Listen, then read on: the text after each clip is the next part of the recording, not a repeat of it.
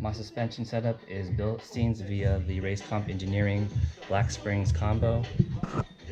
Definitely really enjoy that setup. Just less complication, less moving parts than coilovers. So that's my preference as far as suspension goes. Trying to think if there's anything else, but obviously the top mount intercooler from Process West.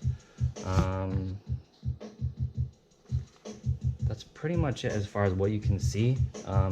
I do have other things like a dog bone from Torque Solutions, a transmission mount from Torque Solutions already installed, white line front adjustable sway bars, as well as end links from Cusco, a rear strut bar by Cusco, and also a rear sway bar by Perrin adjustable.